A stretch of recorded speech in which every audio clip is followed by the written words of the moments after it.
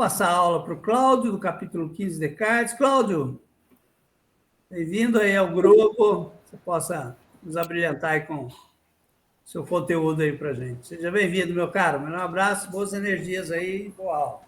Fique à vontade. Bom, boa noite a todos, então. Talvez vocês escutem uns ruídos aqui, que tem um ser de Deus aqui do lado, que está usando uma furadeira aqui. Então, talvez vocês escutem mais ou menos aí uns ruídos aí de vez em quando, tá? Não estranhe. Eu vou passar a apresentação. Vamos ver se entra.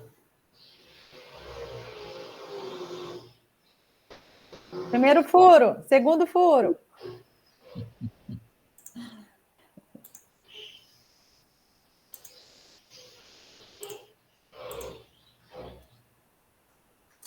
Tá difícil. Ele foi escolher justo hoje para fazer essa obra na sala do lado aqui, viu? Te contar, com todos os dias outros da semana, ele vem justo hoje, nesse horário. E esse horário, isso que eu ia falar, né? Tá tarde, né? Para trabalhar assim, né? É para testar nossa paciência, né? Não, sem Lady Murphy, né? Temos Murphy aí, sempre vigente no nosso dia a dia. Vai ser um furo abençoado. Exato. Então vamos lá, vamos nossa reflexão. Todos leram aí a reflexão? O que vocês pensaram sobre o que foi colocado aí na reflexão? Parecido com hoje, totalmente diferente da nossa vivência de hoje.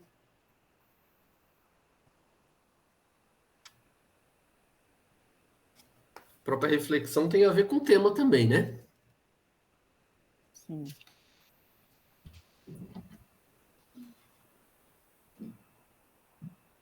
Alguém poderia ler para a gente a reflexão que está aí com o livrinho? Eu posso ler. Por favor. Do ceticismo à certeza. Estamos perdidos numa floresta. Ela representa as informações, as leis, os tabus, os preconceitos, o bom e o mau conhecimento. Enfim, estamos mergulhados no mundo de ideias. Dizia Descartes, devemos duvidar de tudo? Ele estabelece como falso tudo o que contiver a menor parcela de incerteza. Entretanto, não devemos parar diante deste mundo como se faz o cético. Vamos em frente. Prossigamos na linha de raciocínio.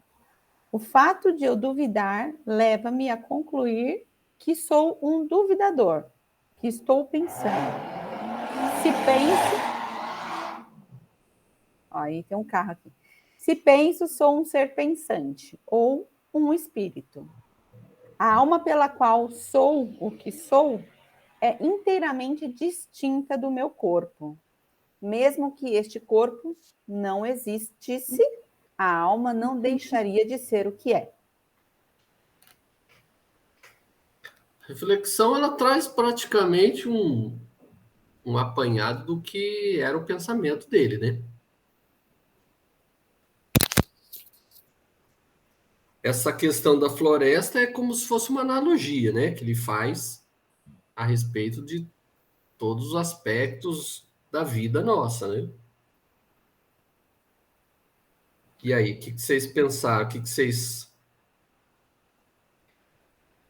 Cláudio, eu sinto uma mensagem linda dessa reflexão, amarrando com a nossa doutrina espírita, cara. Porque quando ele fala aí que o ser pensante, né, ele fala lá, eu sou um duvidador que estou pensando, se penso, sou um ser pensante ou um espírito. A alma pela qual sou o que sou é inteiramente distinta do meu corpo. Olha aí, ele já dá uma noção da imortalidade da alma, sabe? Do consolo de nós sabermos que o corpo é transitório. Eu sinto essa mensagem também. Aí eu vejo já um prognóstico, aí, uma referência ao princípio da doutrina espírita, da imortalidade da alma. Sim. Quando ele fala que estamos perdidos numa floresta, que ela representa as informações, as leis, os tabus, os preconceitos, o bom e o mau conhecimento, é uma representação do que a gente vive, né, no dia a dia. Exato. A gente se depara com tudo isso daqui e muito mais no nosso dia a dia. E aí, qual a postura que nós vamos ter? A do cético, que não acredita em nada, aquele cético absoluto? Não. Eu prefiro continuar ali, não vou querer saber de coisa alguma, estou contente naquilo que eu já sei, vou ficar estacionado naquilo que eu já sei, que eu estou ali seguro, não vou atrás de nada, não vou atrás de investigar, de querer saber, posso me decepcionar, né? Eu acho que isso acontece muito, né? Mas como se fosse um reflexo do medo aí. Deixa do jeito que tá, que quanto mais desconfortável, quanto mais doer, é pior. Então é melhor eu deixar assim. Melhor acreditar, é assim, ok. Porque sabe que tem um lado e quando a gente descobre algo, né? Dependendo do que seja, pode ser muito bom e pode ser uma coisa que você precisa se adequar. E nem sempre é confortável. Às vezes é desconfortável. E muitas pessoas não estão preparadas para isso. Assim, né?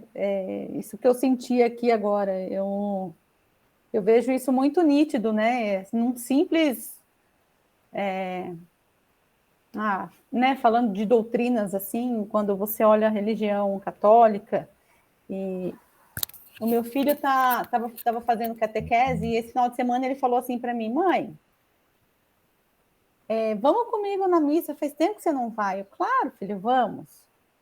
Porque assim, eu estou deixando ele bem tranquilo, coloco sempre, né, bastante coisa para ele ler. E aí, assim, o meu olhar, né, fazia tempo que eu não ia, e o meu olhar para tudo aquilo que eu vivi, né, a minha vida inteira. Quando eu olho, assim, hoje, né, estar lá nessa experiência com o corpo, com o aprendizado, com tudo que eu sei hoje, assim, eu chego lá e falo, caramba, olha isso, olha aquilo, nossa, isso aqui, putz, caramba, eu sempre tive essa mentalidade, né, hoje eu não vejo bem assim. Então, essa parte desconfortável é o que eu vejo que muita gente deixa assim, porque é mais fácil. É intuitivo, às vezes não é nem porque a pessoa... É uma coisa que é intuitiva do ser humano. Não vou mudar porque aqui está confortável. Deixa aqui quietinho, tá tudo bem. Eduardo? Eu vou dar uma complementada e pegar nessa linha da Tati aí, que é interessante. Uma coisa que eu achei bacana aqui, né, que ele fala assim, né? Se penso, sou um ser pensante ou um espírito. E é muito interessante como que eu acho que a questão do espírito, até o que o Irair falou, alinhado com a questão do espiritismo, de que a gente, por exemplo, sempre tem a tendência de evoluir, é interessante quando a gente é mais novo, criança, que a gente tem uma curiosidade, que a gente quer ver as coisas, que na verdade... Essa questão do cético, ela parece que vai vendo ao longo do tempo, a gente parece que vai cansando, e aí como a Tati falou, de repente a gente se encontra dentro de um conforto, onde para você sair daquilo começa a ser uma dor, né? E aí que vem e eu acho que o grande bacana do Descartes é isso, né? Ele, na verdade, ele não só fala para você simplesmente duvidar, né? Apesar dele falar tudo, mas ele fala, né, assim, uma menor parcela de incerteza, ou seja, aonde você tem alguma dúvida, vamos dar uma olhada, né? Mas ele manda você ir para frente, né? E isso é muito legal, né? Ele vai na essência do espírito, vamos buscar conhecimento, né? Eu achei bem interessante. Isso mesmo. Sim. Joelma? Acho que uma coisa que me chama muita atenção, o Eduardo, acho que foi o Eduardo que acabou de colocar, né? A criança, eu falo que a criança, ela vive filosofando o tempo inteiro, né? Por quê, né? O tempo inteiro. Eu acho que o filósofo, ele é dos porquês, né? E o fato, assim, eu acho que Descartes trouxe, assim, uma coisa que é bem bacana, a vivência, o conhecimento. Porque se eu não tenho conhecimento, eu não vou nem duvidar e nem vou acreditar. Eu penso que quando eu comecei a caminhar mais na espiritualidade, Aí eu comecei a questionar. Eu não questionava Perfeito. antes, porque eu não Perfeito. posso questionar aquilo que eu não sei. E eu acho que é essa parte que o Descartes vai trazer para a gente que é muito Perfeito. bacana, que outros filósofos pegaram o que um falou, pensou e foi. Mas Descartes não, ele pegou, mas ele foi viver. Então, eu acho que no decorrer da aula a gente vai discutir muito isso, mas a vivência, o conhecimento, se eu não tenho, não tem como eu duvidar, né? Eu vejo pela minha mãe, a gente conversa um pouco, né? Então, a minha mãe, ela vem pouca escolaridade, muito católica, né? Crença de berço. Então, eu vejo que ela ainda tem, assim, igual a minha avó, minha bisavó. A gente vai discutir alguns assuntos, eu não discuto com ela, nem não tem como, entendeu? Não é que eu não quero discutir, não tem como, ela não tem compreensão. Então, ela nem vai acreditar no que eu estou dizendo e nem vai duvidar. Então, acho que isso o Descartes traz para a gente, eu acho que isso é a floresta da vida, né? Você Perfeito. falou um negócio bem interessante, é a questão da criança, né? A criança, a partir do momento que ela começa a conhecer as coisas, começa a ter a consciência, né, que está ali naquele ambiente, que é um ser que está pensando, a criança pergunta sobre tudo, né? Aí a gente chega num certo estágio da vida que a gente acha que a gente já conheceu tudo, a gente para de perguntar. Esse é o grande defeito de muitas pessoas. Chega num ponto em que parece que perde aquela coisa da criança de procurar, né, de perguntar, de tentar descobrir coisas novas, tentar sair ali daquele status quo que a pessoa permanece, né?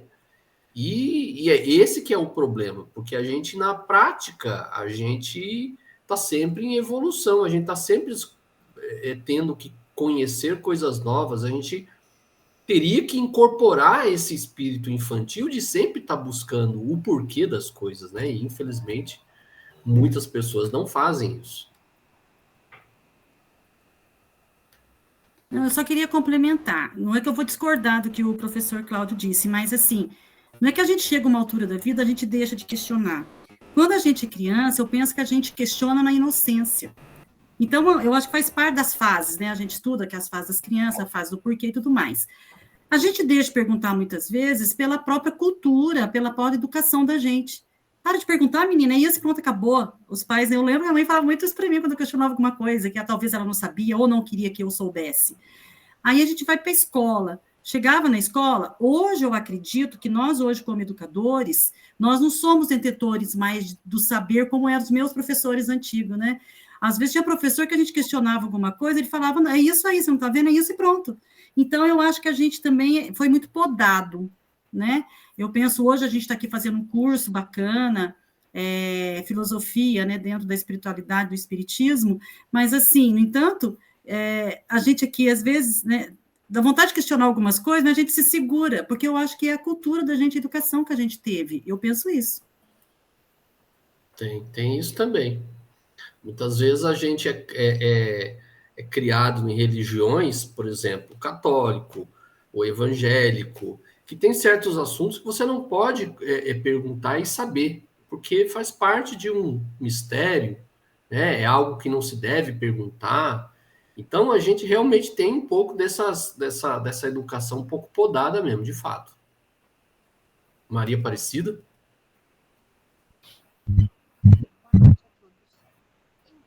Eu acho que está um pouco também relacionado a muitos adultos não faz a pergunta em relação ao orgulho. Sua voz está muito baixinha, Maria Aparecida. Bem baixinho. Acho que é o meu celular. Deixa eu aumentar um pouco aqui. Eu acredito que muitos adultos não fazem pergunta por orgulho. Deu para ouvir? Sim, está um pouco baixo ainda. Tá muito baixo ainda a sua voz. Nossa, não tá. Já aumentei máximo aqui. O telefone tá um pouco ruim. Vou colocar o fone para ver se melhora. O que eu consegui ouvir aí dela foi ela falando alguma coisa relacionada ao orgulho. Não sei se foi isso, Maria Aparecida. Foi isso, sim. Acontece, tipo assim, muito estão realizando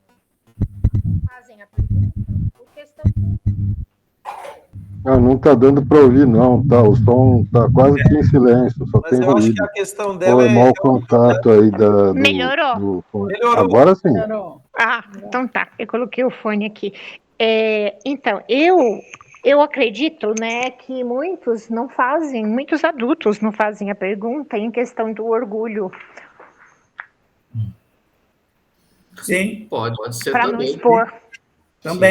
também.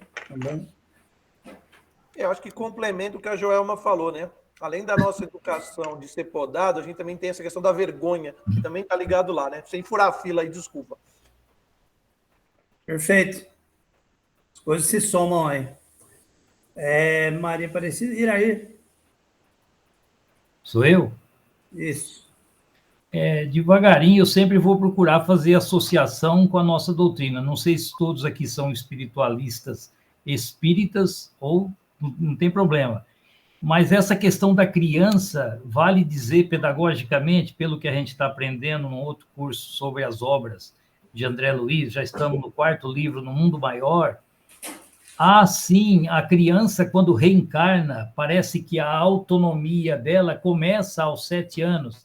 E até essa idade, ela ainda está, digamos assim, intrinsecamente ligado aquele espírito que a envolveu para vir encarnar aqui numa determinada geração. Então, talvez essa curiosidade dela venha como aquele espírito que encarnou e onde eu estou, o que é, que mundo é esse, qual é o perfil que eu vou adotar, em que lar que eu reencarnei. Talvez essa animação, autoanimação que ela tem de perguntas lindas, perfeitas, que fogem até da nossa percepção, esteja mais influenciada pelo que ela está trazendo do mundo espiritual para o mundo reencarnado. Ok. Bom, mais algum comentário a respeito da nossa reflexão? Ô, Cláudio, só assim, esse tema de hoje, né? Ele está muito atual com relação até à questão da consciência, da inteligência artificial. Ok? É um gancho aí que a gente pode estar até explorando. Não sei se você vai trazer alguma coisa a esse respeito, mas quando o Airair falou que nesse texto ele gostou de que viu ali a palavra alma, e isso nos remete à doutrina espírita, vai ter alguns questionamentos com relação a essa alma, né? Aquele livro, acho que do século XX, acho que por volta de 1950, O Fantasma na Máquina. Ele é justamente um questionamento de um autor, não me lembro o nome aqui agora, mas onde ele questiona Descartes. Há realmente esse indivíduo dentro da máquina? Ou é só simplesmente a máquina? E acho que aí também já nos remete à inteligência artificial. Na medida que a inteligência artificial se desenvolve, irá se criar consciência? Ela terá o produto da autoconsciência? Será capaz de se auto-perceber?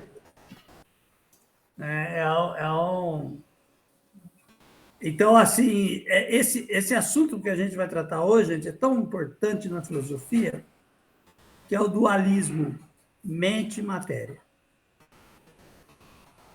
Esse dualismo mente e matéria é discutido por inúmeros filósofos ao longo do tempo, e o Descartes é um que vai tentar dissecar isso para a gente. O Cláudio vai trazer para a gente aí. Então, esse gancho acho que é importante a gente também ter nessa aula de hoje. Sim. Não cheguei a linkar o assunto com a inteligência artificial, não, mas é realmente um assunto bem debatido hoje, né? Eu, particularmente, meu pensamento é que essa história de que as máquinas vão ter consciência e vão fazer aquilo que a gente viu aí naquele filme lá do Exterminador do Futuro, eu acho que aquilo é pura ficção. Pura ficção.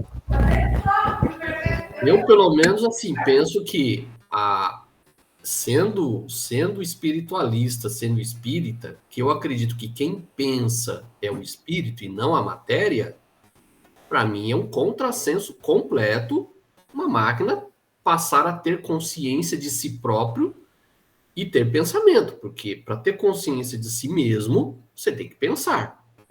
Se você não pensa, você não tem consciência de si mesmo. Então, um carro não pensa, né?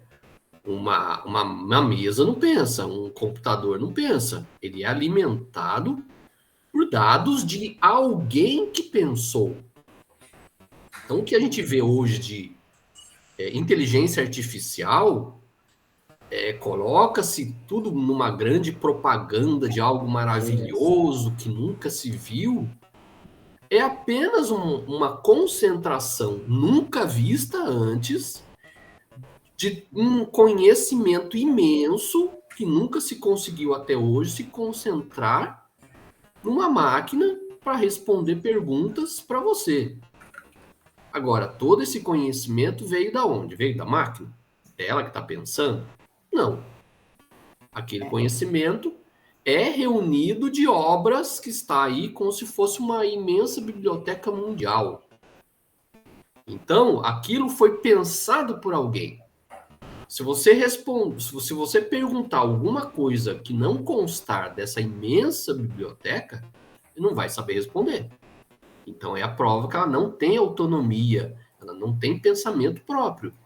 Ela é a reunião de pensamento de pessoas que viveram toda a história humana, condensado ali naquela máquina. Então eu acho assim, é meio fantasioso essa história de achar que as máquinas vão ter consciência.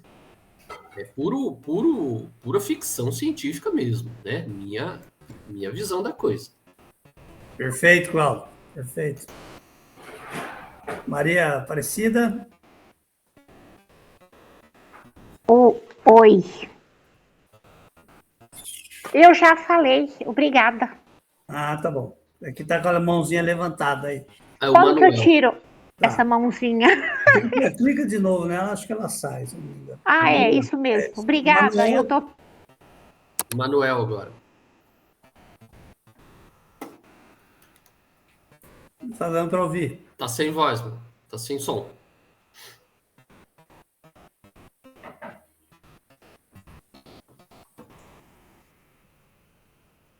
Tá sem som, Manuel.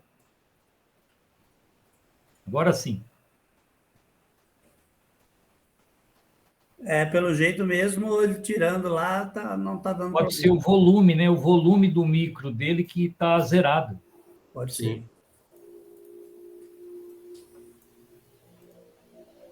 O microfone não tá funcionando. Desconecta o fone, tenta falar pelo microfone do computador. Manuel, às vezes você estava linkado em outra caixa de som e pode estar desviando o som. Bluetooth, né? Bluetooth ligado, alguma coisa assim. Bom, enquanto o Manuel arruma, eu posso fazer um comentário só também para complementar o que o Cláudio falou, que eu achei bastante interessante. Eu acho que, na verdade, o que, assim, não vou chamar lá que engana, né? Acho que talvez engana é um pouco forte. Mas realmente o que você disse, né? Você pega uma máquina onde ela está com conhecimento de todos os pensadores, né? De tudo. Então, quando ele vem para algum assunto que você domina pouco, realmente te intimida, né? E aí parece que existe uma inteligência superior à sua, né? Mas é como o próprio nome fala, é artificial, né? Não existe ali né? Eu acho que a gente se impressiona, né? Porque realmente, em algumas horas, parece que a gente percebe o quanto a gente sabe pouco, né? Acho que isso que mexe muito com a nossa cabeça, né? Sim.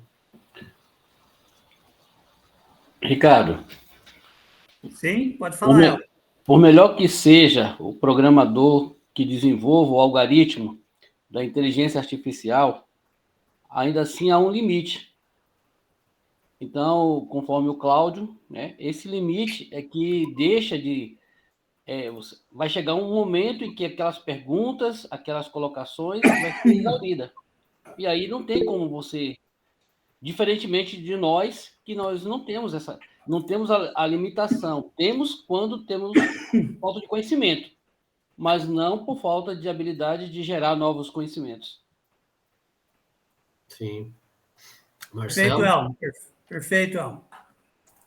Marcelo? Então, dentro desse raciocínio da limitação da capacidade do que a gente coloca dentro dos programas de inteligência artificial, o que eu vejo é que a nossa sociedade, né, em termos de ensino, uma grande parte dos jovens que eu tenho visto hoje em dia, você pede para fazer uma conta simples e recorre à calculadora. Tá? Então, assim, eles estão perdendo a capacidade de processar algumas coisas, estão pegando de uma forma muito fácil. Então, se a gente analisar essa situação de uma forma relativa, hoje nós temos uma capacidade de processar, né, pensar tudo direitinho e fazer nossas análises, nossas sínteses, mas será que as gerações futuras terão? Tem um filme muito interessante chamado Idiocracia, não sei se alguém aqui já assistiu. É uma sátira do emburrecimento da humanidade. Né? Então, assim, ele dá um sacode, é uma ironia, né? Mas, assim, realmente é uma taxa de... a sátira é justamente o emburrecimento da humanidade. Então, fica a dúvida, né? Fica uma dúvida, né? Para a gente pensar mesmo, refletir, se será que isso, a capacidade, né, que a gente está colocando nos algoritmos de inteligência artificial, inclusive olhando a natureza, com meteorísticas, algoritmo do caminho da formiga, etc., uma série de coisas que a gente está colocando, se isso no futuro não vai superar realmente a capacidade humana, né, por conta da atrofia de usar o cérebro. É só um comentário só. Pimentel, eu vou até mais um pouquinho longe. Voltei. Em conversa com às vezes, né? Meu filho agora tem WhatsApp e às vezes ele me manda as coisas para mim. E eu comecei a pegar muito no pé dele. Você já viu essas crianças hoje como escrevem? Não se até a escreve. caligrafia. A caligrafia eu pego também, não pego no pé, porque tem que saber escrever, mas você pega um monte de gente que não sabe nem escrever. E aí vai escrever, né, no celular, escreve TD, bem, o sim é SS. Umas coisas que eu falo assim, cara, eu escreve direito, pelo menos comigo, você vai escrever direito. Eu pego muito no pé, eu falo, gente, o que é isso? É tudo sigla. Eu fico abismada, eu acho que eu tô muito velha. Tati, é impressionante como isso. Eu recebo muitos expedientes durante o dia do meu trabalho e eu pergunto se as pessoas estão lendo aquilo que eles estão escrevendo. Que elas escrevem, né? Porque é impressionante como eles... você percebe, esse aqui é o usuário constante de WhatsApp. Exatamente. Porque simplifica tudo. Então, o que acontece é que no futuro, não é que as máquinas vão superar a gente, é porque nós vamos emburrecer tanto que elas serão superiores. Porque nós vamos perder a capacidade de usar aquilo que mais temos. Não, eu fico chocada, assim. Como assim, gente? O Manuel está querendo falar já tem um tempo aí. Deixa o Manuel falar. Já estou aqui de volta, estou tentando falar. É o seguinte, que eu estava falando, complementando o que o Cláudio tinha falado, de que tudo que está no computador, alguém pensou por ele para estar ali dentro. Também, se alguém não mandar ele fazer, ele não faz, com todas aquelas informações. Se não tiver alguém que tenha o livre-arbítrio de dizer o que vai ser feito, ele não faz. Se tiver ligado, faz, Manel. Faz sim. Como? Faz?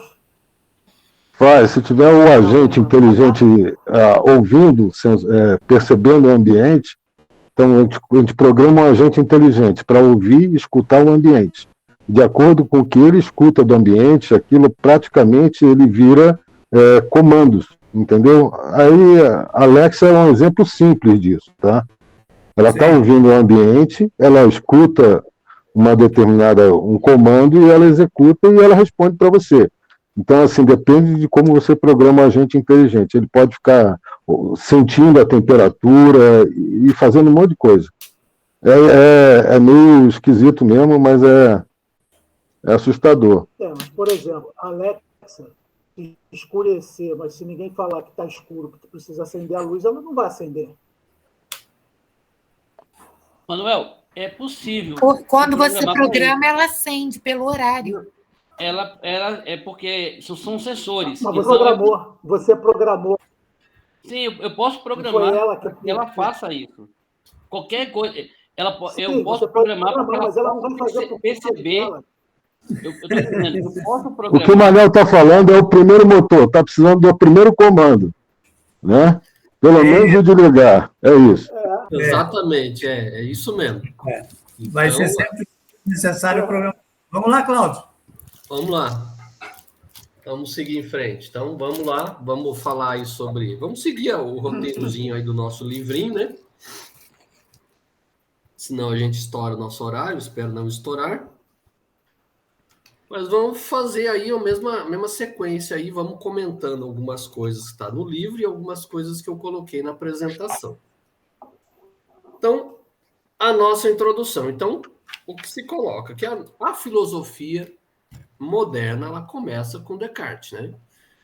Então, ele, vamos dizer assim, ele não é o primeiro a começar a demolir, vamos dizer assim, o edifício daquela filosofia medieval, mas ele, vamos dizer assim, ele é o que dá a pedra fundamental, né? Para a construção dessa nova filosofia. Então, para a gente só entender aí esse ciclo, né? Então, a filosofia tem a renascentista, né? Então, tem personalidades como Maquiavel, Montaigne, Giordano Bruno. Tem aí começa o racionalismo e o empirismo, com Francis Bacon, Descartes, Pascal, Hobbes, Spinoza, Leibniz, entre outros. E aí prossegue nesse caminho, né? Com a filosofia do iluminismo, né? Com Locke, Berkeley, Hume, Kant, Rousseau, Voltaire, entre outros. Então, vamos dizer assim, o Descartes ele foi uma peça fundamental, né, nessa construção da nova filosofia, mas ele também, vamos dizer assim, ele pegou ali uns tijolinhos já jogado ali por alguns outros anteriores, né? Então, esse período aí que a gente chama de modernidade, né, começa no Renascimento, né? Desenvolve-se nesse período histórico que chamamos de Idade Moderna, e ele atinge o auge aí no século XVIII. Então, o século XVI foi uma época, né, de muitas transformações. Todo o ambiente econômico, político, tudo estava sendo modificado profundamente, né? Então, é uma época em que o homem vamos dizer assim, começa a renascer aquela paixão pelo conhecimento, pelas descobertas, né? Então, nesse período aí, começa a se descobrir, né, essas antigas doutrinas filosóficas, né, que ficaram ali meio que adormecidas, né, meio paradas ali, né?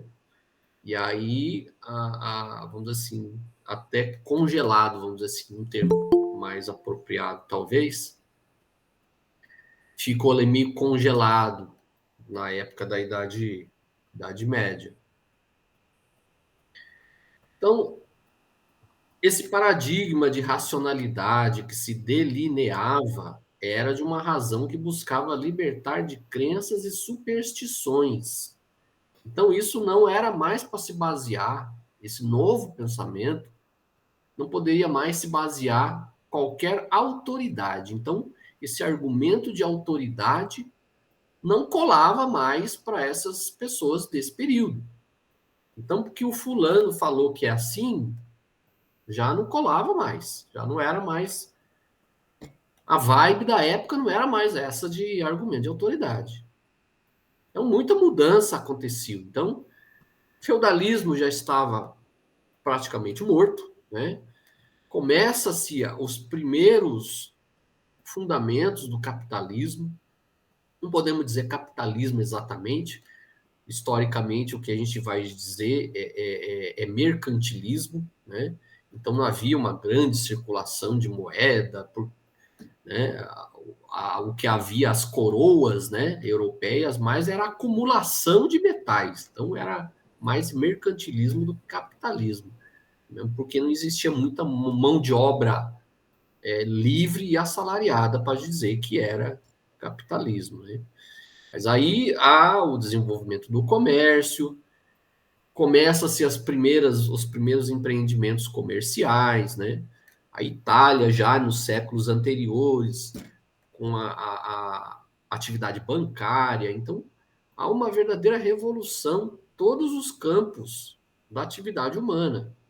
Então, isso praticamente empurrou, né, a humanidade a um novo tipo de pensamento, porque não era mais possível permanecer ali ligado a um tipo de pensamento congelado, sem uma busca de novos conhecimentos. Isso aí não era mais possível naquela época.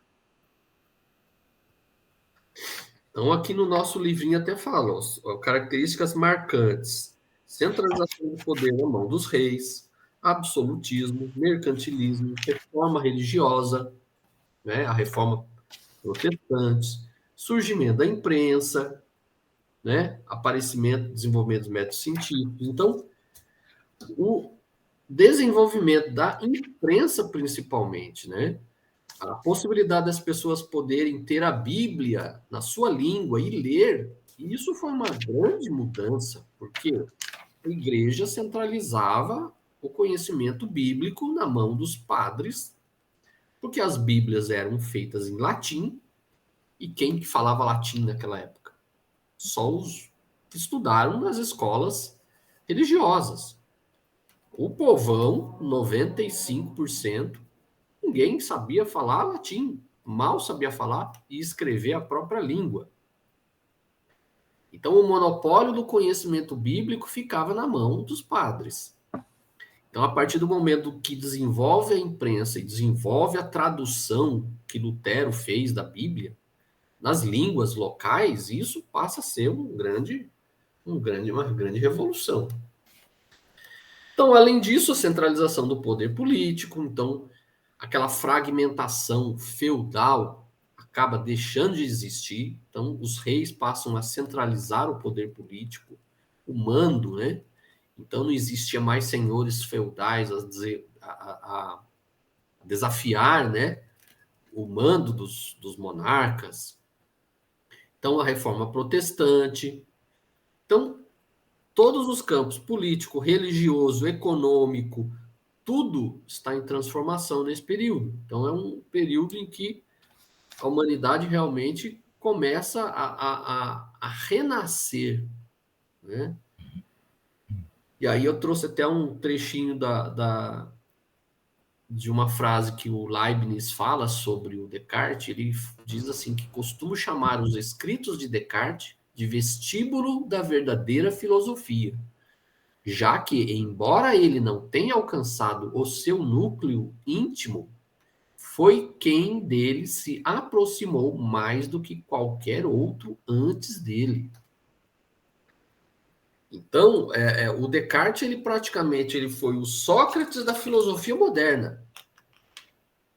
Então, ele veio praticamente a demolir toda aquela estrutura daquele edifício da filosofia medieval e trazer uma nova visão, trazer um novo despertar. Então, ele não conseguiu atingir todo o conhecimento, obviamente. Mas, como o Leibniz coloca, ele, de todos os precursores antes dele, foi o que mais conseguiu aproximar da filosofia, realmente, da busca pelo conhecimento.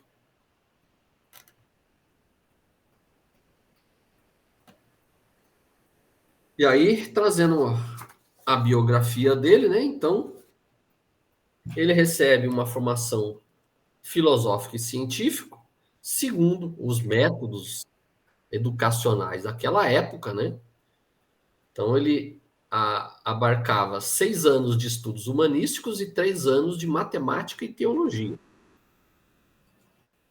Só que, assim, ele sempre foi uma pessoa que era... Ele não se conformava com o conhecimento recebido. Ele achava que aquilo ainda não era o suficiente. Aí ele procura buscar ciência por conta própria. Ele percebe que vamos dizer assim, a escolástica, a filosofia escolástica, ela não propiciava a busca de novos conhecimentos, né? Porque a filosofia escolástica era muito baseada no aristotelismo, né? Tinha muito do silogismo, ou seja, sempre usar deduções, e a dedução ela não proporcionava busca de novos conhecimentos. Então, ele, decepcionado com isso, ele passa a buscar o conhecimento por conta própria. Ele passa a buscar o conhecimento experimental, inclusive. Porque o conhecimento experimental não era algo da filosofia antiga, nem da filosofia aristotélica. Aristóteles entendia que o conhecimento podia ser um conhecimento apenas intuitivo e pensado, racionalizado. Não era necessário experimentação, não era necessário você botar a mão na massa para buscar o conhecimento. Basta a razão. Então ele entendeu que isso não era suficiente, precisava algo mais. Então ele passa a ser um verdadeiro caixeiro viajante, né? Ele passa a viajar por toda a Europa buscando sempre, em cada local, uma coisa nova, um conhecimento novo. Então, ele fez inúmeras viagens por toda a Europa. Fazendo jus ao princípio dele, né? Duvide de tudo e procure investigar. Sim. No nosso livrinho aqui, uma rápida biografia dele, coloca que ele tinha uma saúde muito débil, né? Alguns críticos contemporâneos e pós-Descartes diziam que ele era vagabundo, né? Porque ele acordava sempre ao meio-dia, né? Viu, Cláudio? É um slide como esse, e eu fico pensando lá na primeira série do ginásio, porque é um cidadão que é capaz de olhar Tomás de Aquino e Aristóteles e achar que o que eles fizeram ainda é pouco, e questionar e desenvolver uma nova teoria, aí entra naquilo que a Maria de Lourdes uma vez colocou, né? A gente é aprendiz de filósofo, curiosos, no máximo querendo ser um professor, mas filósofo é esse aí, ó, que cria um sistema de pensamento, capaz de questionar outros sistemas e criar um novo. É impressionante.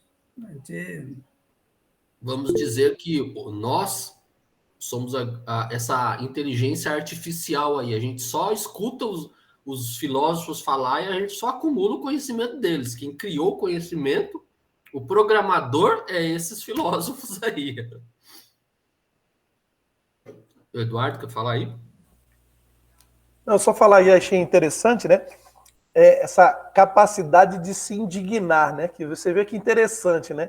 O que leva ele ali é essa decepção, né? Que move ele para ir para frente, né? Isso é muito interessante, né? Como a gente também não é só razão, né? Como a emoção também nos leva, às vezes, em buscas do conhecimento, né? Acho muito interessante essa parte, né? Porque realmente, como o Ricardo falou, né? Você, de repente, olhar para o lado e falar assim, não, peraí, nada disso serve. Eu quero fazer uma nova... É um negócio bem, né, difícil até da gente pensar nos nossos dias. Sim, São Tomás de Aquino, né? Santo Agostinho, tantos chamados autoridades, né? Ele chegar e dizer, não, esse povo aí tá tudo errado, né? Realmente tinha que ter moral para isso. Então, aí ele tinha uma saúde muito débil, né? Ele herdou, né, um problema pulmonar da mãe. Alguns contemporâneos e contemporâneos diziam que ele era vagabundo porque ele só acordava todo dia meio-dia, mas é porque ele tinha uma saúde muito frágil, né? No próprio colégio, né? Os padres deixavam que ele dormisse até mais tarde porque ele tinha uma saúde muito frágil, né? E é o que aconteceu depois no fim da vida dele, né? E ele teve uma filha, né? Ele não se casou, mas teve uma filha. Ele correu o mundo, né? Fez várias coisas, até se envolveu aí em guerra, né? E no final da vida ele vai até a Suécia a convite da rainha. E a rainha exigia que ele acordasse todo dia 5 da matina para ministrar aulas de filosofia para ela. E aí acabou que ele não resistiu, né, ao clima sueco e acabou falecendo. Foi até recentemente encontrado, né, alguns tempo atrás, não lembro quantos anos atrás, encontrou uma ossada lá que acredita que seja dele, né?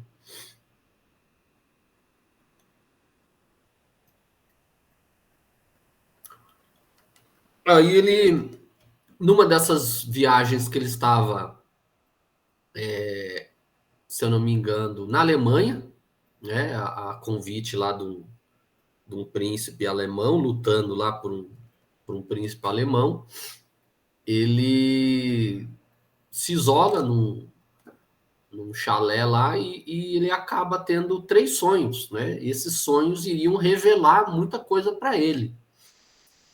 Então, um desses sonhos mostrava um livro para ele, e o livro tinha uma frase em latim que queria dizer o seguinte: qual caminho você vai preferir percorrer?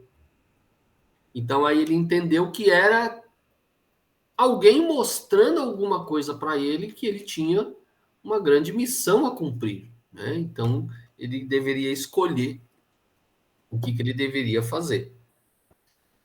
E aí, nesse sonho, ele percebe bastante coisa, que ele não estava ali no mundo questionando as coisas à toa. Então, ele tinha uma missão, né?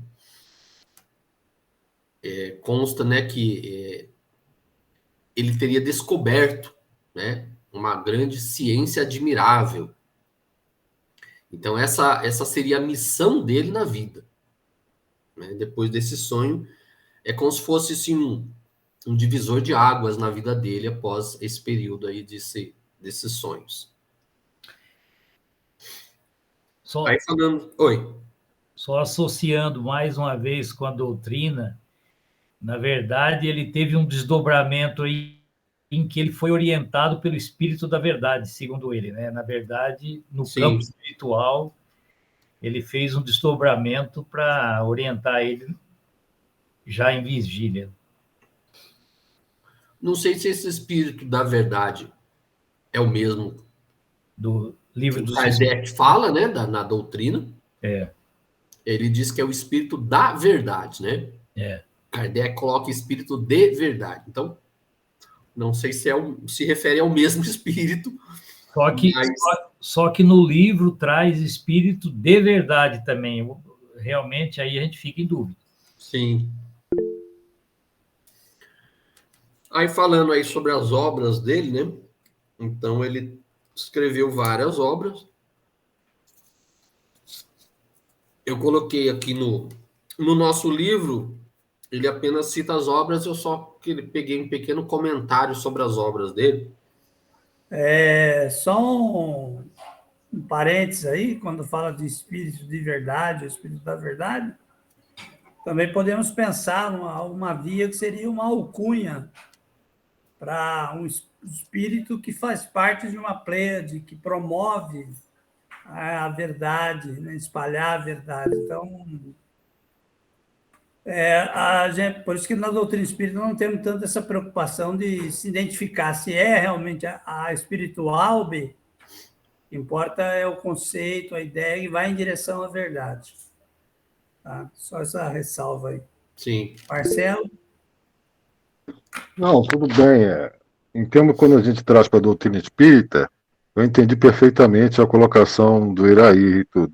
O termo arrebatamento, a gente viu, alguém já deve ter ouvido falar esse ano, um arrebatamento que aconteceu nos Estados Unidos, onde rezaram 5 dias numa igreja, né? Então, assim, também é usado para falar de uma manifestação do Espírito Santo também. Tá? Então, só para tirar do foco religioso, mas é lógico, a ligação para o superior, né? Uma visão, uma coisa cósmica, a espiritualidade, né? Não o espiritismo ou o evangélico, o crente, etc. Só para botar esse detalhe também. Sim. A busca da verdade sempre foi por todos os filósofos, desde a antiguidade, né? Então, a busca da verdade. Então, obviamente que a gente, como espiritualista, a gente entende que existe um plano espiritual auxiliando a humanidade na busca dessa verdade. O sobrenatural, né? Sim. Então, indo nessa direção que o Irair colocou, aí eu sugiro aí vocês darem uma olhada de como é que o Jung processou toda a sua psicologia, o Carl Jung. O Carl Jung ele tinha um sábio que orientava claramente em sonhos, definindo com ele a teoria, as expressões, uma coisa muito complexa em termos de psique. Então, assim, até a questão de Jung ser o primeiro a ter visto a Terra como um planeta azul, numa dessas visões de arrebatamento, de êxtase, né, de desdobramento espiritual que ele teve. Então, eu sugiro que, até é bom sugerir aqui no curso de filosofia, porque está fora do meio espírita. Então, é bom a gente ver que as experiências que muitas vezes a gente descreve com bastante desenvoltura no meio mediúnico, elas também extrapolam no nosso meio e elas acontecem, são descritas também por outros pensadores, né? É legal, para dizer que não é uma exclusividade do meio espírita, né? Isso. As experiências acontecem em diferentes credos. Sim. Eu acho que esse é um dos papéis nossos aqui do curso de Filosofia Espírita, nesse sentido de ampliar a nossa visão, é quando o Allan Kardec falava que a gente precisava sair do nosso aquário, saber dialogar com outros aquários. Isso aí. Então, ele escreve essa regras para a direção do espírito. Então, é uma apresentação do seu novo método, né? Esse é um tratado que ele nunca chegou a concluir. Ele só concluiu a primeira das 3 partes, que cada uma das 3 partes era composta por 12 regras. O que ele entendeu, assim, ele chegou a... eu acho que eu estou colocando algo muito complexo, eu vou dar uma simplificada. Então, ele parou essa regra para a direção de espírito e depois passou para a do método mesmo, né? É o tratado lá do discurso do método. Então, no discurso do método, na verdade, era aquilo que ele ia escrever nessas regras para a direção do espírito. Só que ele percebeu que eu acho que ele estava fazendo algo muito complexo e aí preferiu simplificar e aí ele passou para o discurso do método. Ele escreve Tratado do Mundo e da Luz, né, que era uma teoria científica sobre origens e funcionamento do universo. Trata de pesquisa sobre ótica, investigando o olho humano, a luz, o fenômeno da refração e sobre a anatomia. Então ele era um verdadeiro polímata, né? Ele escrevia sobre tudo. E aí ele chega na Discurso do Método, que é sua obra mais famosa, né? Então ele discute aí um conjunto de regras, né? Que ele começou a escrever na obra anterior e como sua perspectiva fazia com que duvidasse de tudo que ele sabia. Então ele demonstra, né, como as regras poderiam solucionar problemas profundos e complexos como a existência de Deus, o dualismo e a existência pessoal, ou seja, eu que penso. Então aí ele coloca tudo isso nessa obra dele do Discurso do Método. Ele escreve a dióptrica, os meteoros e a geometria. Então contém parte das ideias do livro autocensurado, que é o Tratado do Mundo. Esse livro, ele, quando estava ali praticamente pronto para soltar para o público, ele segura. Porque era praticamente ideias muito parecidas com o que Galileu tinha colocado. E aí ele viu que o que aconteceu com Galileu, aí ele preferiu dar uma segurada, porque ele viu que a coisa ia ficar meio feia pro lado dele, né? Então ele deu uma segurada ali. Toda a vida dele, sempre ele foi assim, meio que pisando em ovos com a igreja. Ele sempre assim, ele tinha aquele afã do conhecimento, mas ele tinha um pouco de precaução em contrariar as ideias da igreja, que a igreja ainda era muito forte naquela época, ainda era capaz de levar as pessoas, né? A Inquisição era capaz de levar as pessoas para a fogueira. Então ele sempre foi meio precavido nessa parte. E aí ele acabava segurando um pouco as ideias em virtude disso. Lembrando que ele estava sucedendo ao Tomás de Aquino, que foi um dos defensores, né, da fé, apesar de, como a Maria lembrou, baseado em Aristóteles. Ali, esse período, foi todo um período ali, teve outros precursores, né? Galileu não foi o primeiro. Então, toda uma discussão a respeito da Terra ser o centro do universo. Então, ali já existia um consenso que não era bem assim a coisa.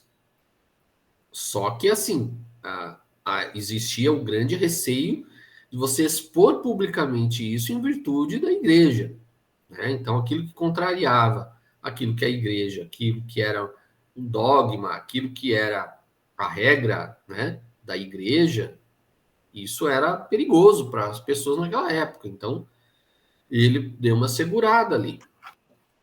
Tocando em miúdos, né, Cláudio? Um popular, era um jacaré esperto. Ele foi safo, vamos dizer assim, né? Um jacaré esperto. Aí ele foi safo porque ele percebeu que ele poderia divulgar, mas ele estava assim, esperando o momento adequado, não era o momento ainda. Meditações Metafísicas também é uma obra bastante importante dele, né? Ele retoma com mais argumentos a questão do cogito como primeira certeza como primeira certeza e Deus como garantia da existência do mundo e da possibilidade de seu conhecimento. Então, Meditações Metafísicas é também uma obra bastante interessante dele para a gente estudar. Princípios da Filosofia, né, que é obra em 4 livros, composto de artigos breves, conforme o modelo dos manuais escolásticos da época. Então, ele ainda chegou a escrever ainda um pouquinho daquele modelo antigo. Apresenta uma síntese de suas concepções filosóficas e científicas. E a sua última obra, que é Paixões da Alma. Então, ele reexamina o tema da relação entre alma e corpo, o famoso dualismo.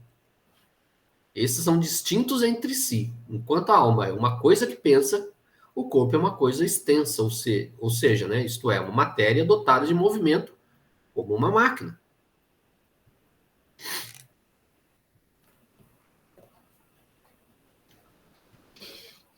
Estou falando aí do método, né?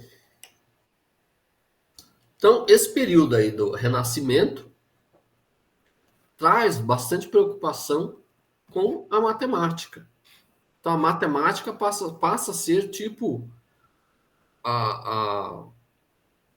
vamos dizer assim, o método adequado para a solução de muitas coisas, né? Uma outra questão que foi o próprio Bacon, né, Francis Bacon, ele já anteriormente, ele já havia criado um certo método também.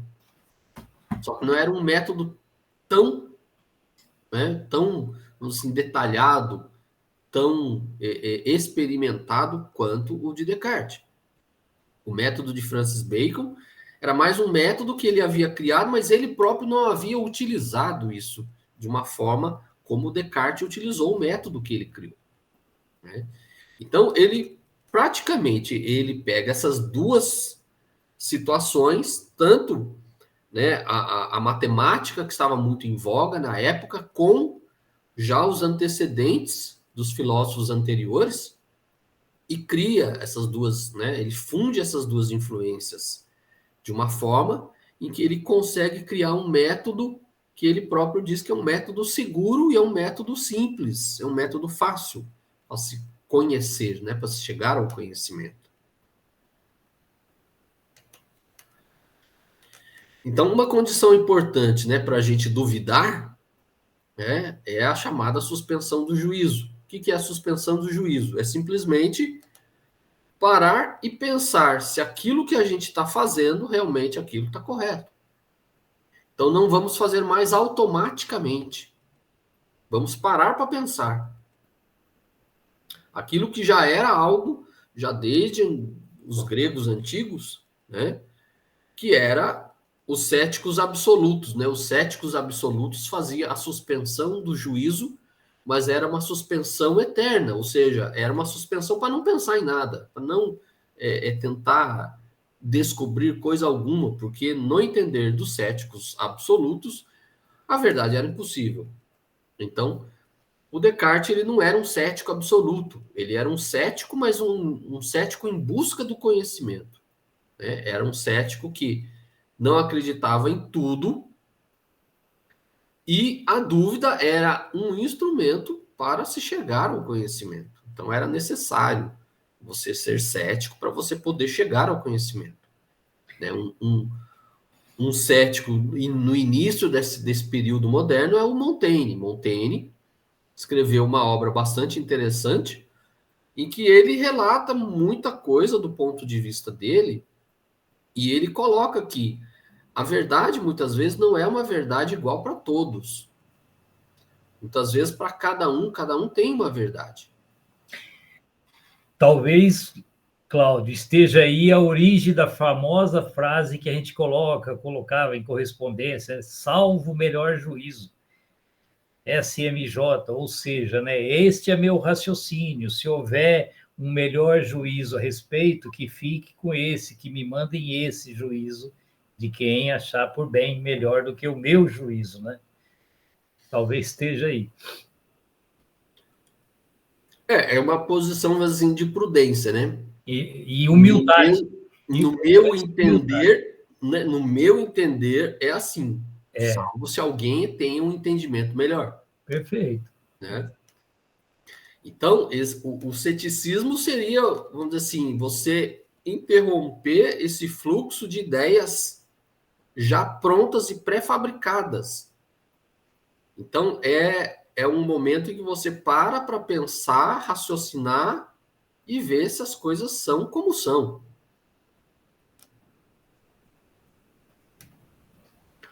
Então, ele chegou à conclusão que, assim, para a gente construir explicações bem fundamentadas, tem que ter um método, né? Isso era algo que já era colocado anteriormente, né? Precisamos ter um método para se chegar a alguma forma de conhecimento. Então, esse método seria uma forma sistemática e organizada de realizar investigação sobre os assuntos em questão, seguindo esse conjunto de regras. Então, o que ele colocava assim, uma regra básica que a gente deve seguir: tudo que se afirma ou nega deve ser demonstrado, ou seja, explicado por forma de uma argumentação sólida. Não basta explicar sem ter algo fundamentando, que aí não é uma explicação, aí é uma opinião. Então, eu tenho que ter um fundamento.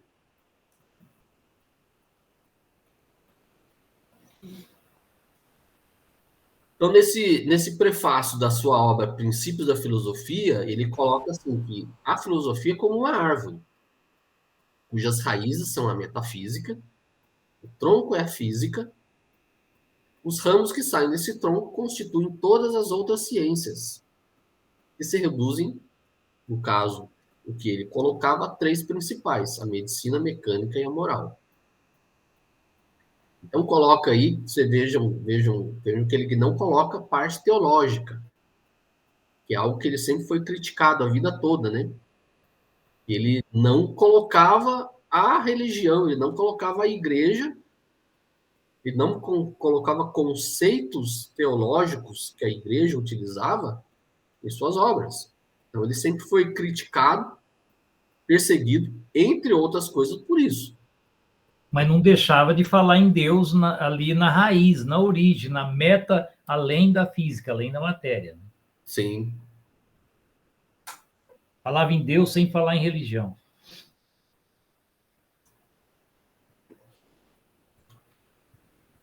Então, ele chega a um ponto em que ele estava já desiludido, né, com tudo aquilo que ele aprendeu.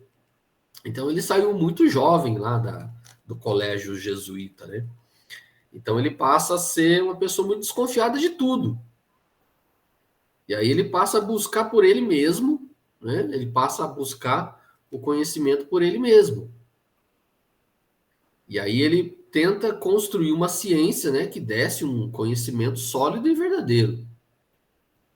E aí, para isso, ele entendeu que era necessário que todas as ideias antigas fossem destruídas. Ele tinha que aplanar todo o caminho para poder chegar a alguma coisa. Então, ele entendeu que tudo aquilo que ele já conhecia precisava ser, né, passar pela prova, pelo teste da dúvida, para ele poder ter a certeza que aquele conhecimento era sólido e verdadeiro. Para isso, ele construiu o método.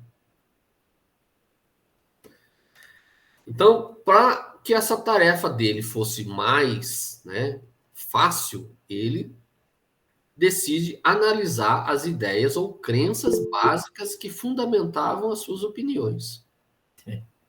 Se esses princípios ou fundamentos eram duvidosos, as outras ideias dependiam também, eram duvidosas.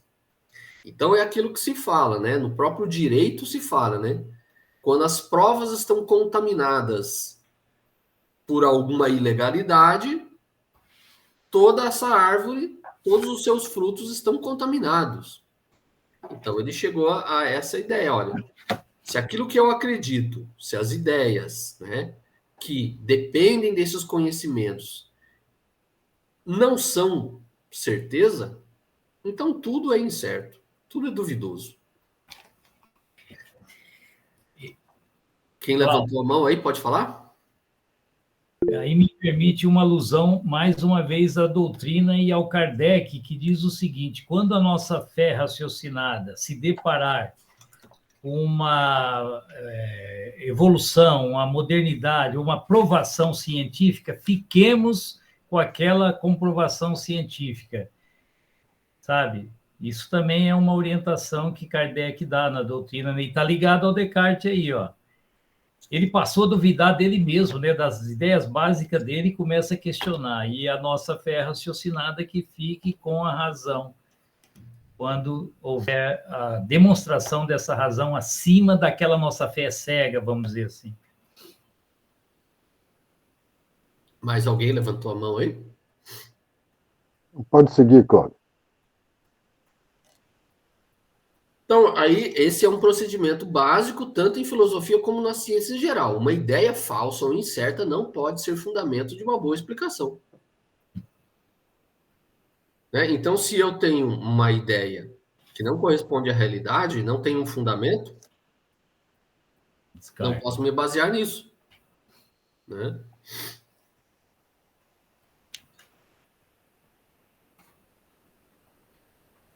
Aí eu trouxe um trechinho aqui da obra dele. Então, ele vai desconstruindo todas as ideias até então recebidas, até chegar nele mesmo.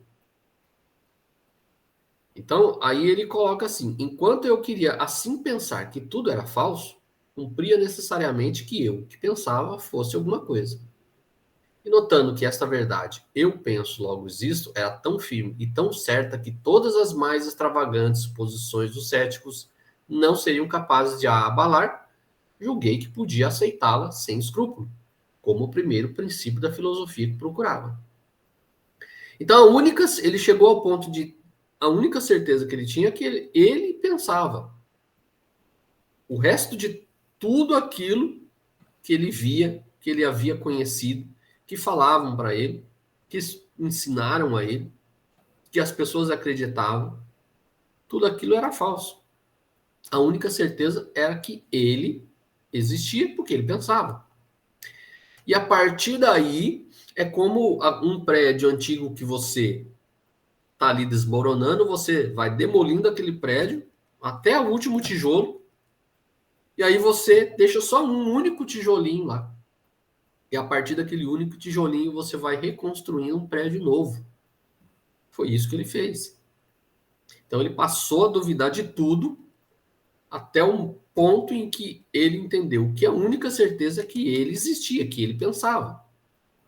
E a partir daí ele passa a construir esse novo conhecimento. E aí ele estabelece o chamado as regras do método, né? Então ele coloca 4 pontos nessa regra do método, né? Filtrar, que são as evidências, dividir, análise, ordenar a síntese, enumerar e revisar, completar. Então aí ele coloca: jamais acolher alguma coisa como verdadeira que eu não conhecesse evidentemente como tal, isto é, de evitar cuidadosamente a precipitação e a prevenção, e de nada incluir em meus juízos que não se apresentasse tão clara e tão distintamente a meu espírito, que eu não tivesse nenhuma ocasião de pô-lo em dúvida. Então, para ele, a evidência, para ser algo, vamos dizer assim, verdadeiro, ela tinha que ser tão clara que para ele não restaria dúvidas. Né? Então, tinha que ser algo que era tão evidente que não teria razão de ter dúvidas. Então, aqui no nosso livrinho, coloca assim: evidência, não admitir nenhuma coisa como verdadeira, senão a reconheço evidentemente como tal. Análise, dividir cada uma das dificuldades em tantas parcelas quantas forem possíveis. Fragmentar o problema, dividir para vencer. É a regra da análise. Síntese, concluir segundo a ordem dos pensamentos, começando pelos mais simples e fáceis, passando em seguida aos mais complexos. Aí até cita aqui, prova de muitas questões. O que sempre fala-se, né, nos vestibulares? Olha, quando você for fazer a prova do vestibular, faça primeiro as questões mais fáceis que você sabe, deixa as mais difíceis para depois. Verificação, existência de omissões, fazer para cada passagem numerações, para em seguida rever o todo, tendo certeza de que nada omitiu ou esqueceu.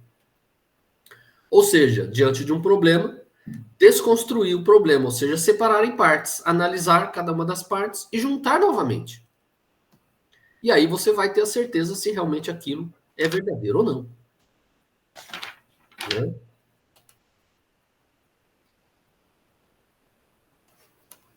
Então aí trouxe até o método cartesiano, né? A regra da evidência, a regra da análise, a regra da síntese e a regra da enumeração. Aí eu trouxe um trechinho de um livro, História da Filosofia, que ele coloca assim: evidência, que é o principal, um dos principais itens, é a evidência. É o princípio metódico fundamental, a primeira regra do método cartesiano.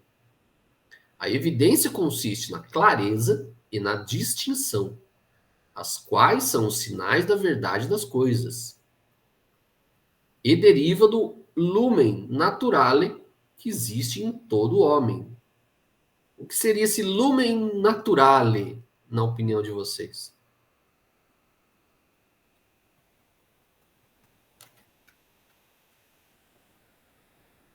A essência humana.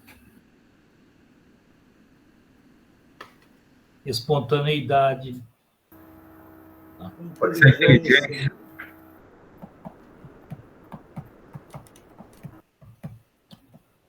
Seguindo o texto aqui, ele já vai dar a resposta. Lumen natural, já podemos pensar em luz natural, né? A tradução literal seria essa. O que seria essa luz natural? Mais precisamente, a evidência é alcançada mediante um ato intuitivo. Então, o lumen naturale, algo que é intuitivo, que quando se mostra para você, é tão claro e evidente que você não duvida. Espontâneo. Que é um conceito não dúbio da mente, pura e atenta, que nasce apenas da luz da razão, e é mais certo que a própria dedução. Em tal sentido, a evidência se autofundamenta e se autojustifica. Na sua garantia, deposita-se não em uma base argumentativa qualquer, e sim unicamente na mútua transparência entre razão e conteúdo do ato intuitivo. No fundo, o que ele colocava como prova da existência de Deus? Ato intuitivo. Então, em nós há a intuição da existência de algo maior. Essa é a prova que Deus existe. É a prova da evidência, da intuição. É um ato intuitivo nosso, que existe algo maior, criador de tudo. É isso que ele coloca como prova da existência de Deus, né? Até aí tudo bem?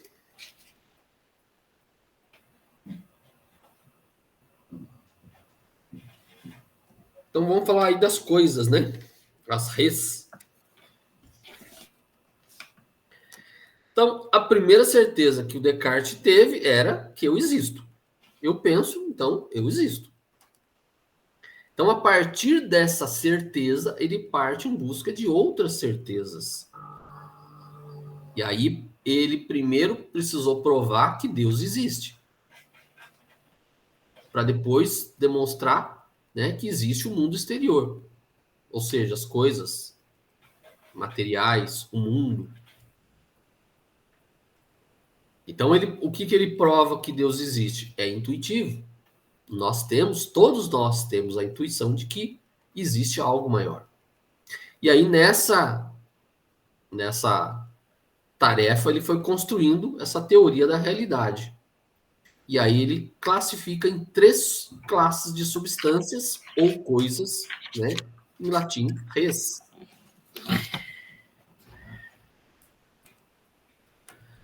Então aí ele colocou a substância infinita, né? Res infinita, cuja propriedade essencial é infinitude. Trata-se de Deus, ser que criou todas as coisas. Como que a gente prova que Deus existe? Ele já apareceu para alguém? É algo intuitivo, é isso que ele colocava. Todos nós temos a intuição que Deus existe. É a regra da evidência. É uma evidência intuitiva. Substância pensante, res cogitans. Ativa, cuja propriedade essencial é o entendimento, corresponde à esfera do eu, ou consciência, entendido como sujeito de toda atividade do intelecto. E a substância extensa, a resistência passiva, cuja propriedade essencial é a extensão no espaço, comprimento, largura, profundidade, com formas e movimento. Trata-se do mundo corpóreo material. Então, era o que ele colocava, né? A substância extensa é a matéria. A substância pensante é a alma. Então, ele separa a alma de matéria. né? Ele coloca diferentemente de outros filósofos até contemporâneos que entendiam que alma e corpo estavam ligados, não era separável.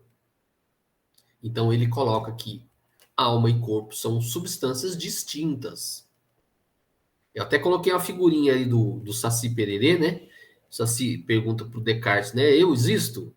Aí o Descartes fala, não. Mas se eu penso, logo... Aí o Descartes fala, você é fruto do pensamento de outra pessoa. Logo, você não existe. É a inteligência artificial do Ivaí. Exatamente, isso que eu ia falar. O Saci é a inteligência artificial. Ele é o fruto do pensamento das outras pessoas. Agora, vocês pararam para pensar assim, porque Descartes, ele coloca, eu penso, eu existo. Eu, no momento, estou pensando, então eu sei que eu existo. Mas vocês já pararam para pensar que vocês estão pensando, mas você não sabe se os outros estão pensando? E olha se você for o Saci.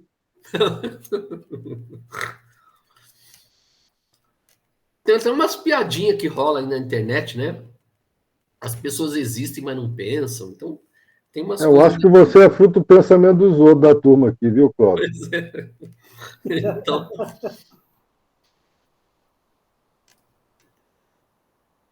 Então é isso. Aí vamos entrar aí com relação às reis, tudo bem? Alguma coisa a ser colocada?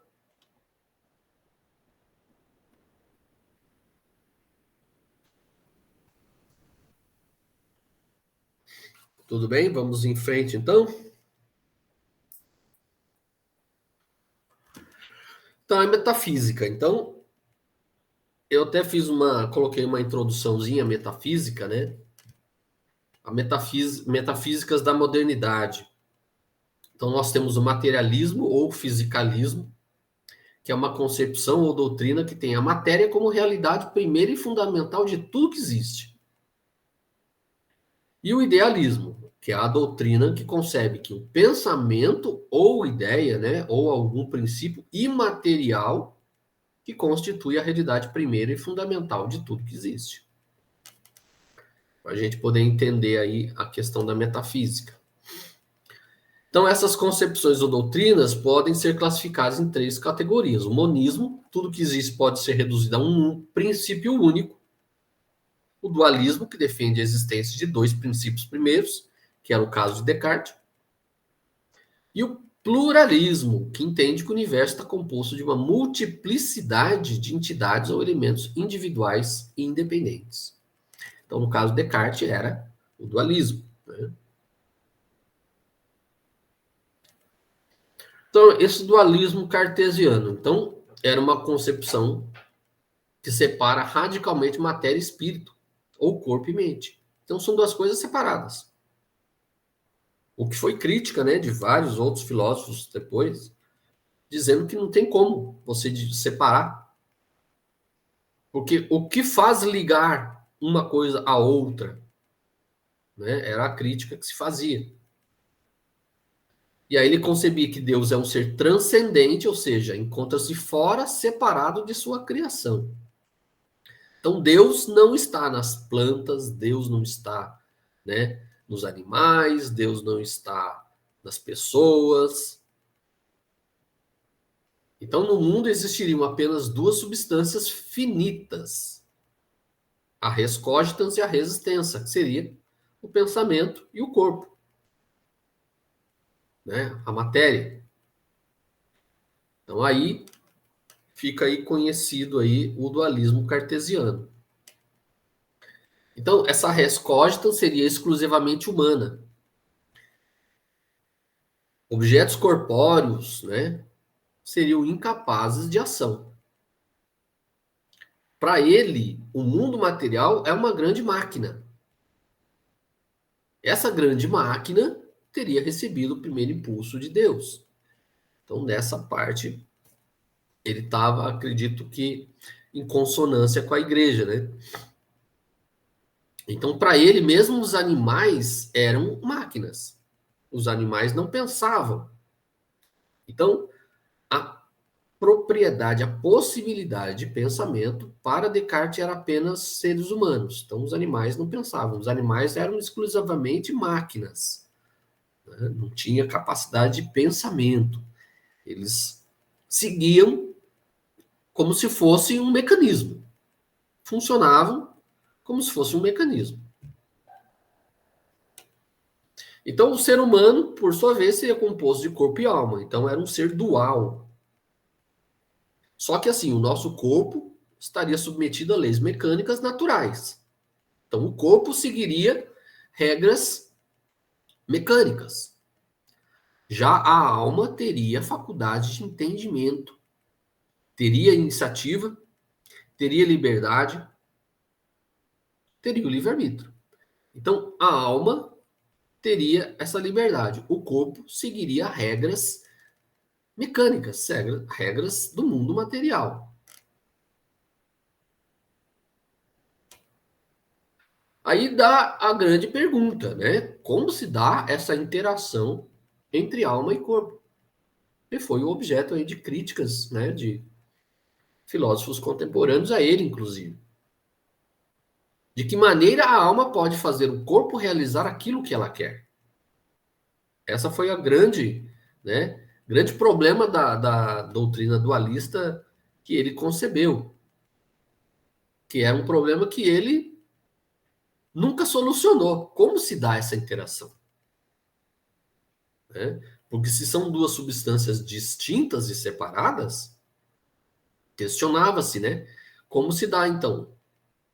Como é que a alma comanda o corpo?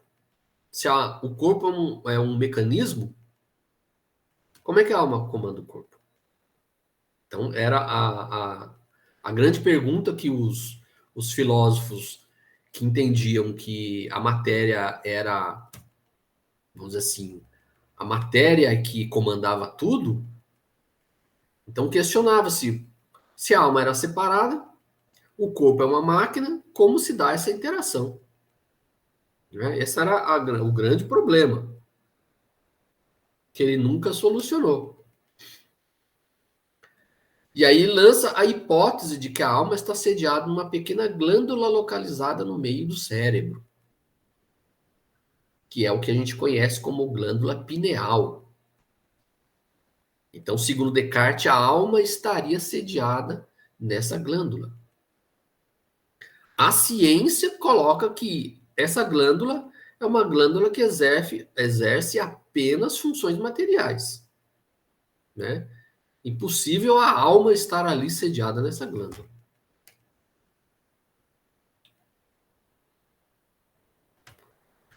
E Pascal, que foi um dos contemporâneos dele, criticava o Descartes pela questão justamente do Descartes entender que Deus era também, vamos dizer assim, um Deus que estava ali apenas regulando o funcionamento do universo. Então empregava-se muito essa questão, esse termo, né? Deus dos filósofos, né? Então é o que se coloca. O Deus de Aristóteles é o Deus dos filósofos. Não é o Deus da igreja, como a igreja colocava. Era o Deus dos filósofos. O que seria esse Deus dos filósofos? Era esse Deus mecânico, esse mecanismo, assim, esse relógio que comandava o universo. Não era como se colocavam, né, um pai, né, como está lá na Bíblia, né, no Novo Testamento, que Deus é pai. Não, Deus era ali um relógio que estava regulando tudo, que deu o chute inicial, mas ele era simplesmente um mecanismo. Pode falar, Idair. Sem quebrar o ritmo da aula, eu só queria lembrar essa questão da glândula pineal ou epífise, que na obra de André Luiz também, que foi psicografada em 1900 e pouco, né, 1940 e pouco, ali ele já fala da glândula pineal, que ela não só conduz, ou, digamos assim, inspira, vamos dizer assim, a parte fisiológica, a parte científica, a parte matéria. Não, ela compõe, assim, pedagogicamente falando, 50% fisiológico e 50% psíquico, afetivo e espiritual. Então, aí, sem querer dar uma de advogado de Descartes, eu acho que a alma está, sim, na glândula pineal, porque ali ela comanda estímulos fisiológicos e estímulos que favorecem o livre-arbítrio, tanto para o bem quanto para o mal, que é o binômio que nos constitui. Lá na obra do André Luiz fala bastante sobre isso, sim. Isso.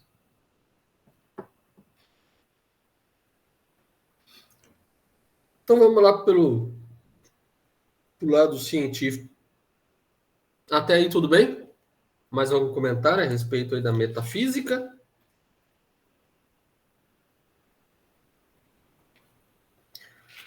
Esse foi um dos grandes problemas do Descartes, responder onde há o contato entre corpo e alma.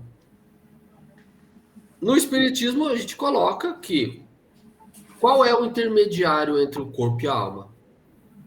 Perispírito. É um envoltório semimaterial. É algo que o Descartes não conseguiu chegar. Né? Nesse ponto, ele não conseguiu chegar. Na concepção do perispírito, é dado que teria-se as duas substâncias, né? Em interação. Então, eu entendo que quando o espírito vem para os mundos materiais, ele já deve vir revestido de um perispírito, mesmo que de uma forma mais primitiva, de uma forma mais simples, né? E vai ficando complexo depois, de acordo com as existências. Mas, para atuar na matéria, saindo do plano do puro espírito, precisa ter um intermediário. E deve ter, aí, então, das duas naturezas.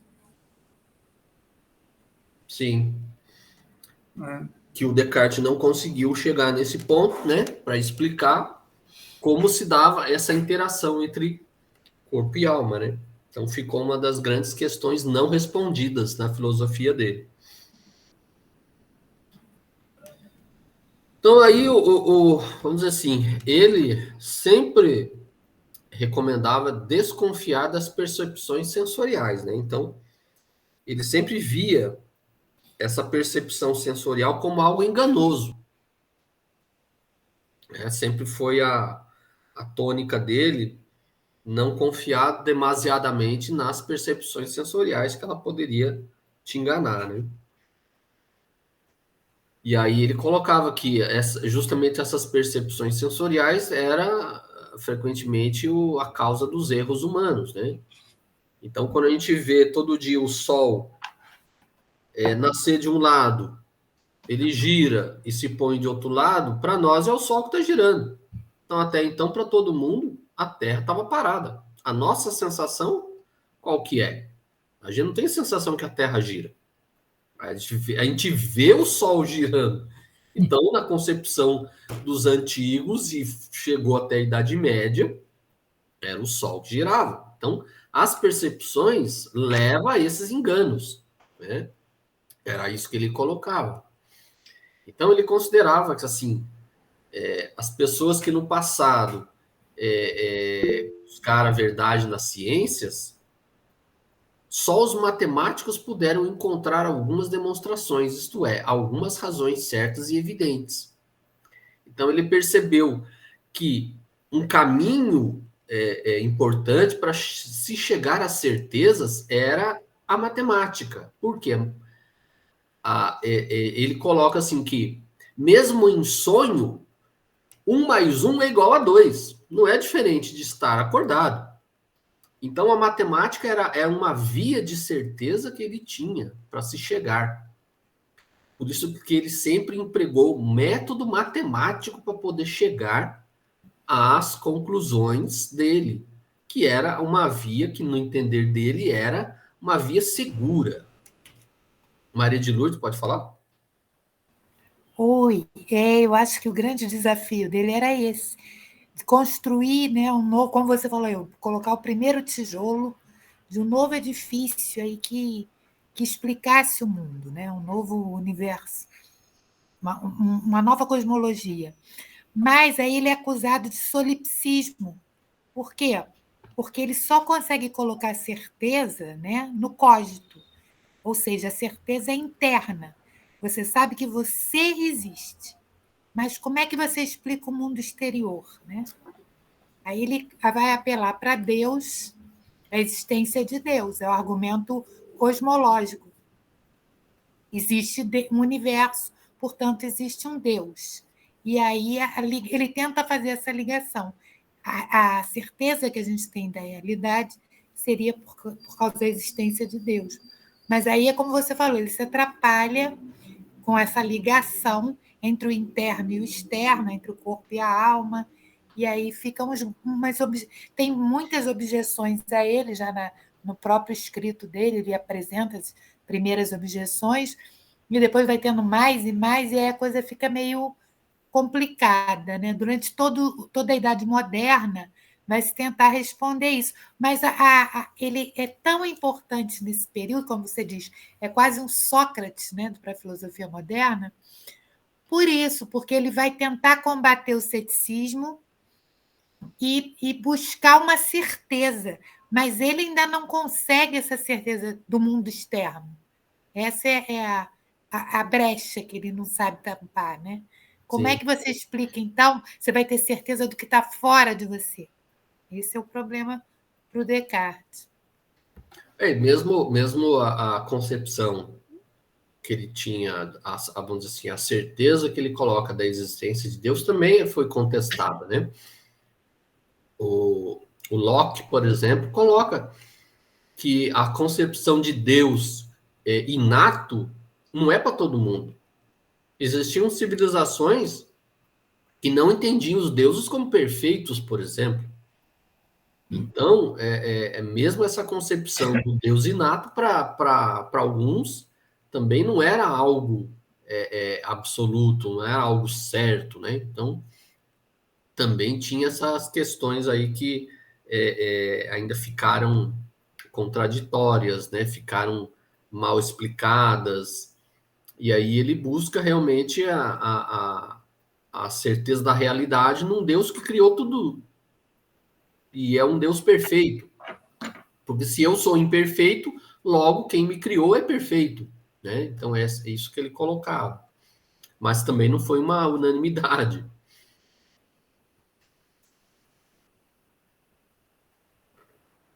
E aí vamos aí para os finalmente aí, a influência de Descartes em Kardec. Então a influência do Descartes em Kardec é enorme, né? Eu trouxe um trechinho aí de obras póstumas. São escritos de Kardec, né?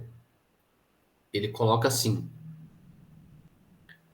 foi aí que fiz meus primeiros estudos sérios em espiritismo, menos ainda por efeito de revelações que por observação. Apliquei a essa nova ciência, como até então o tinha feito, o método da experimentação. Nunca formulei teorias pré-concebidas, observava atentamente, comparava, deduzia as consequências. Dos efeitos procurava remontar às causas pela dedução, pelo encadeamento lógico dos fatos, não admitindo como válida uma explicação, senão quando ela podia resolver todas as dificuldades da questão. Então, se isso aqui não é seguir o método Descartes, eu não sei o que é. Né? Então, a influência foi total. Né? Conclusão. Então, o pensamento dele foi realmente muito profundo na posteridade, né?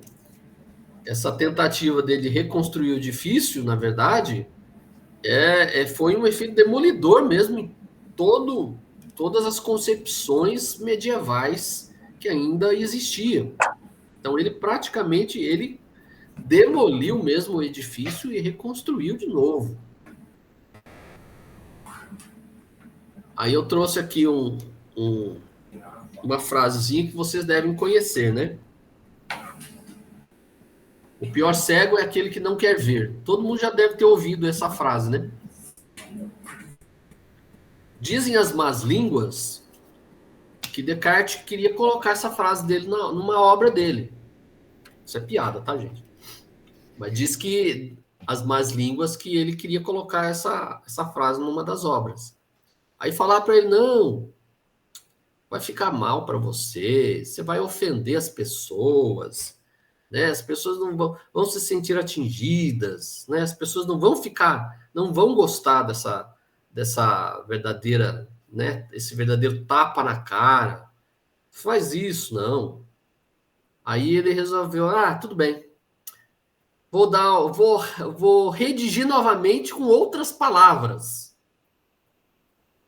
Aí ele escreveu: viver sem filosofar é o que se chama ter os olhos fechados sem nunca os haver tentado abrir.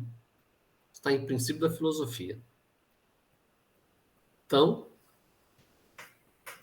resume o pensamento dele, isso. Né? Se a gente quer ter os olhos fechados, se a gente quer ser um cético, fica à vontade, né? Mas se você quiser descobrir alguma coisa, você tem que abrir os olhos. Você tem que procurar descobrir. Você tem que procurar a verdade, né? Saia do seu comodismo. Cláudio. Fala.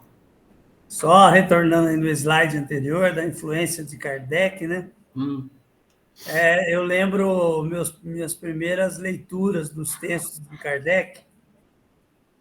E um pouco da minha história, eu começo como agnóstico, né? Como já comentei aqui com vocês, recebendo primeiramente de amigos e pessoas conhecidas livros teológicos de outras religiões, para depois de um ano e pouco, chegar nas obras de Kardec.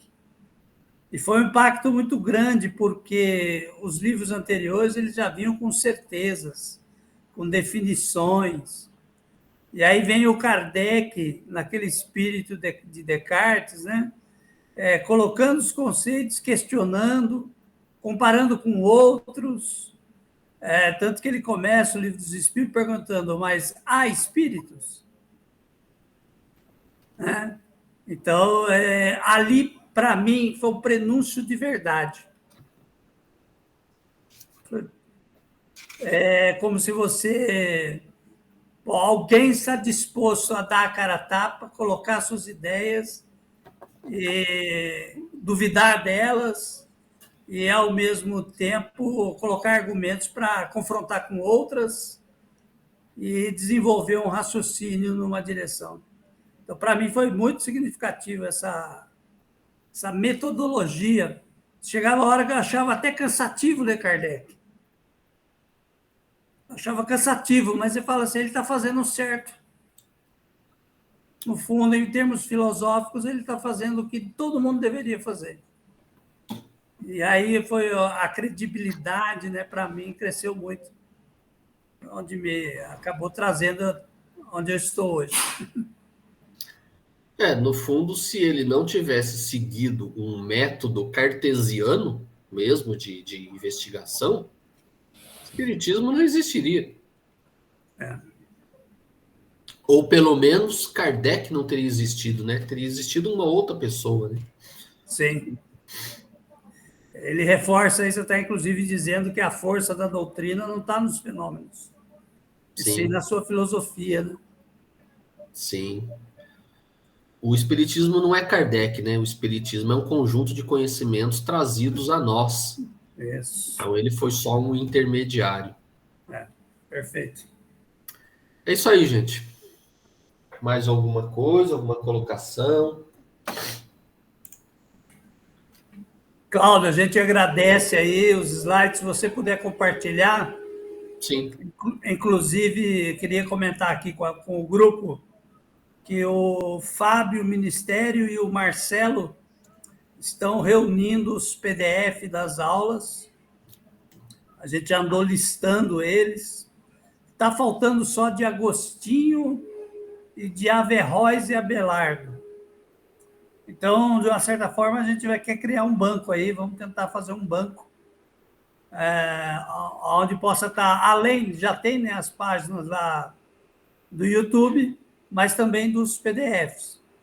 Vamos ver ainda a forma disso, mas se alguém tiver alguma dessas aulas em PDF, passa lá no grupo lá para a gente. E se você puder disponibilizar o seu, a gente agradece também, viu, Cláudio? Sim, posso disponibilizar, sim. Bom, é isso. Algum comentário final? Muito bom, Cláudio. Essa aula realmente se acrescentou bastante.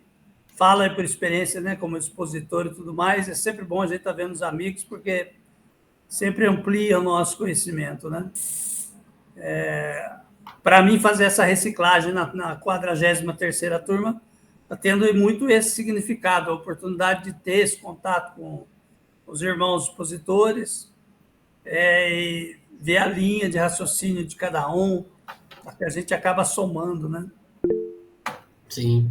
Marcelo, pode falar. Oi, Ricardo. Cláudio, parabéns aí, bacana.